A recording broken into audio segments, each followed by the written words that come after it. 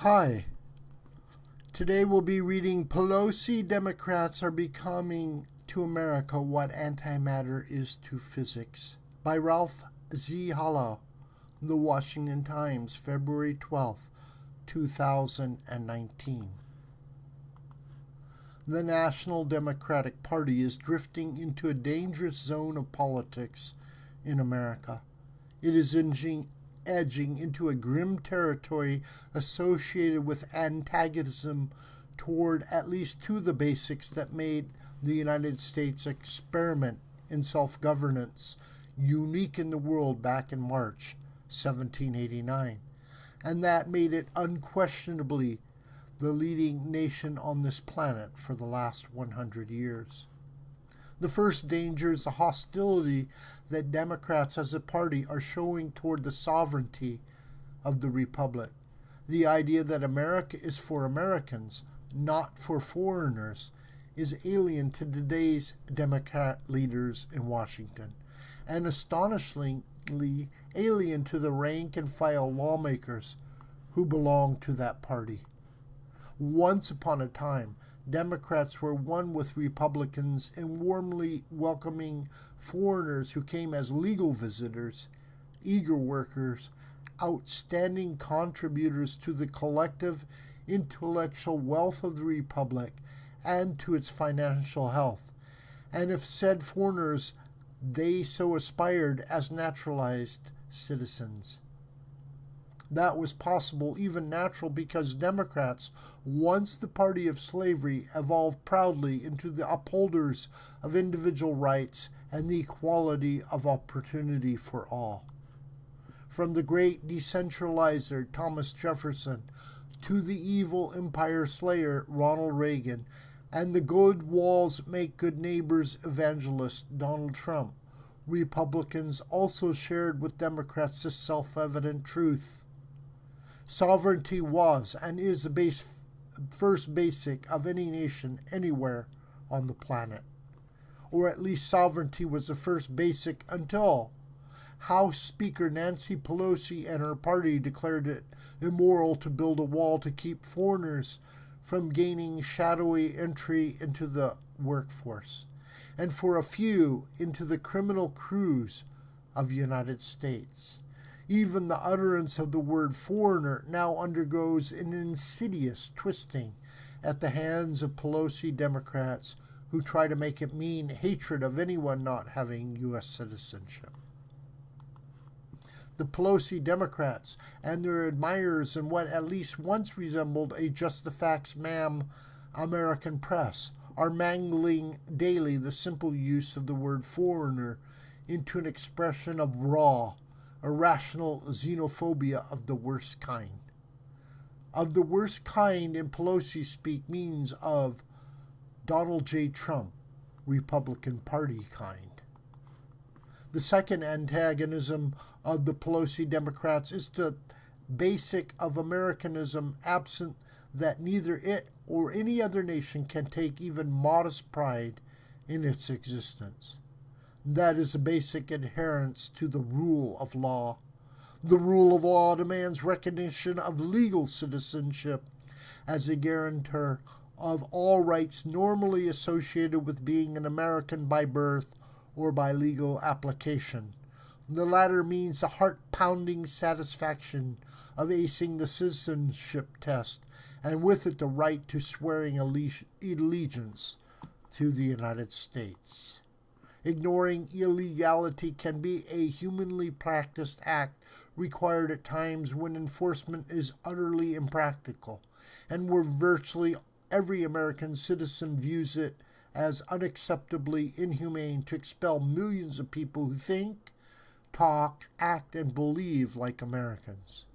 And that is why Republicans and Democrats were brothers in arms when it came to nixing any idea of rounding up millions of foreigners who at some time in the past had slipped past immigration authorities but lived their lives as Americans in every way but documented entry. That's a world apart from the position the Pelosi Democrats have staked out. As just one example, They demanded that the U.S. government reduce the number of beds on which migrants and asylum seekers may rest their heads, while the government's deciders hear and adjudicate their cases. When a would-be migrant seeking legal entry has no federal bed for his head, he must by law be free to resume his life as an illegal migrant until further notice, or as an asylum seeker to sample the joys and hardships of U.S. life until further notice. If our inundated immigration authorities get around to giving further notice, and the recipient takes no notice, that's another notch in Pelosi's Democrats' aspirations belt. The Democrats' goal is a permanent Democratic majority. Thus, Mrs. Pelosi's Democrats intend to make that possible through the gratitude of millions more of undocumented migrants who they are bent on turning into legal voters in all U.S. elections, but not by granting a path to citizenship, but by rewriting the laws. The president did get to scoop up some crumbs from the Pelosi Democrats in the form of $1.4 billion in vertical border barrier building instead of the $5.7 billion he had requested. Not sure where the art of that deal was. Democrats muscled the Senate Republican majority, its knees a-tremble with a petrifying fear of getting blamed for another partial government shutdown, into accepting the Pelosi Democrat Party's demand that the number of beds would be slashed to 40,520 from the 49,000 now cradling the heads of detainees every day. President Trump had wanted more money for beds. He lost on that one, too. Senate Majority Leader Mitch McConnell summed up the Pelosi Democrats' tramp toward a new and dangerous zone for them in American politics by saying, "Imagine the absurdity of this.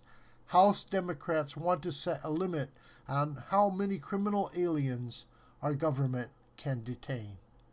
Things are not going well for the Democrat Party of yore, which once put America's interests first, and which presumably is still the goal of the Republican Party, and most certainly of its leader, Mr. Trump.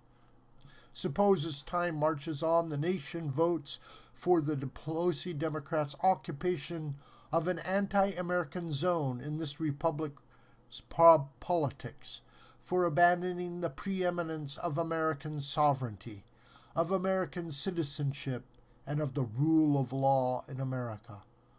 Then what? Try this analogy. Besides Pelosi Democrats, there's something else infuriatingly contradictory in the universe and hard to wrap our little brains around. It's called antimatter.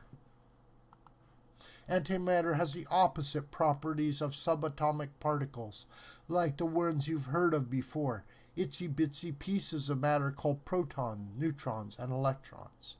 Evidence suggests antimatter exists extremely sparsely. Some evidence suggests maybe not so sparsely in the universe. Scientists are able to produce it on Earth, but in ridiculously infinitesimal quantities for mind-numbingly expensive trillion-dollar outlays. And it's nasty stuff. It's unstable. Bring it into the same zone in direct contact with regular matter, and you get a blow-up that makes a hydrogen bomb blast look like a firecracker. Being in the zone isn't always good, as the Pelosi Democrats might want to acknowledge. It can be highly dangerous. It depends on the zone. This video is a production of the School of the White Crane. Hi, my name is John Brooker. Please subscribe to this YouTube channel, and please share this video with family and friends and on social media. May God richly bless you, my beloved.